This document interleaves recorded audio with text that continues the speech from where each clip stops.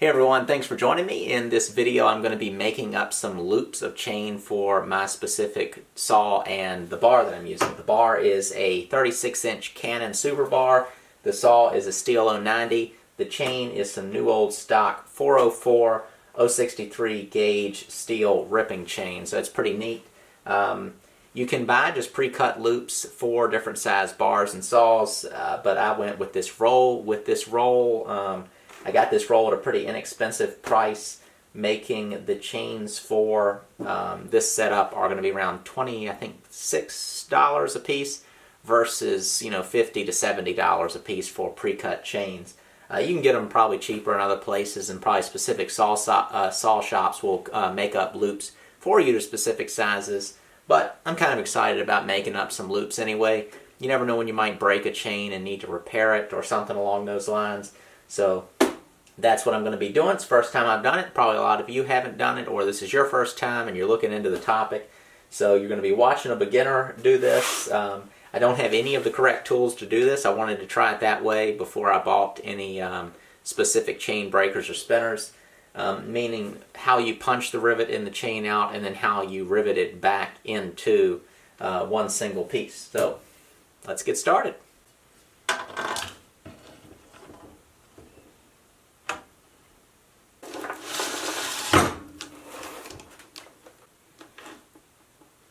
Since I don't really know what I'm doing, I had to do some off-camera finagling with the chain to figure out how many drive links were required.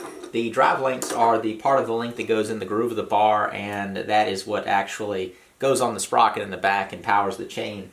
I was told that it was 111 links for this bar on this saw, but that is a little too short looking from my non-expert eye, and I'm thinking it's 112. I've put the chain around, adjusted the chain tensioner to about half its range of motion, and now I'm squeezing the chain around on the bar, and 112 looks about right. 111 could be probably put together, but I don't think I'd have very much adjustment in there, and I think I really wouldn't be able to get the chain actually on the bar and everything. I think it would just be too tight to get everything to go, and of course the chain is going to stretch a little bit, but where I've got it now, I wouldn't be able to get the chain together at this point. So I've still got some room to go back, and then of course more than halfway to move forward to get to full tension. If I find out that that link does need to come out, I can take it out. The next step is to free up the this link right here. So that drive link you see here, these are the drive links on the back side of the chain. That one that I've got colored black, that is the 112 that I need. So I need to remove the head of this rivet, and then I'll punch it out. And for doing that, I'm going to be using just an angle grinder with a cutoff wheel. They make punches that will just punch that right out the other side. So basically you just need to grind this off any way you can.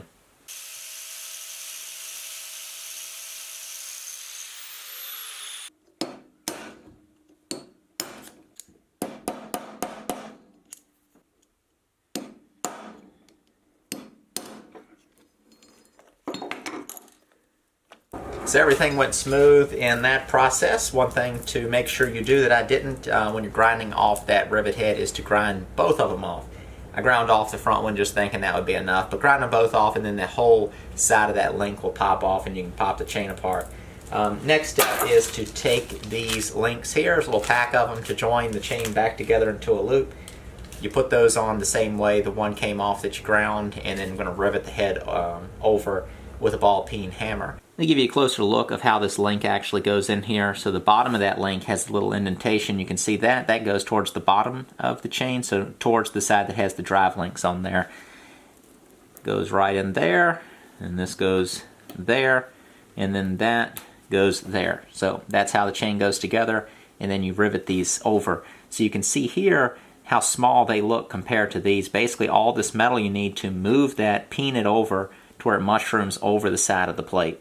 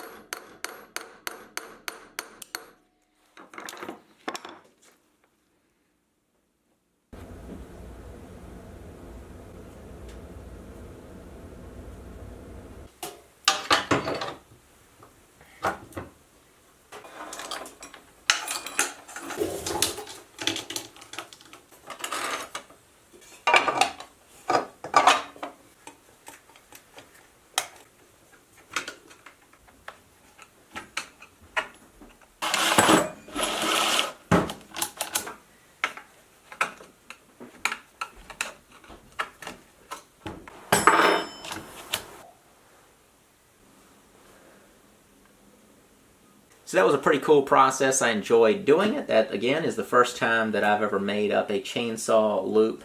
I think that it was a pretty easy process and kind of cool to do it on my own versus just buying a loop and ordering one and waiting for it and paying 2 or 3 times as much. I've got 112 drive links, was the right size, running the Steel 090, and I have an 8-tooth sprocket on the it's a rim sprocket on this saw, and I also have some 7-tooth sprockets that I want to try out too. It was recommended that I use 111 drive links, but I think that is for a 7-tooth sprocket. The 8-tooth sprocket makes it a little bigger, so I'm thinking that just kind of put it right over that edge of 111 not working out. So that's that. Pretty cool process. Glad I did it, and look forward to doing it again.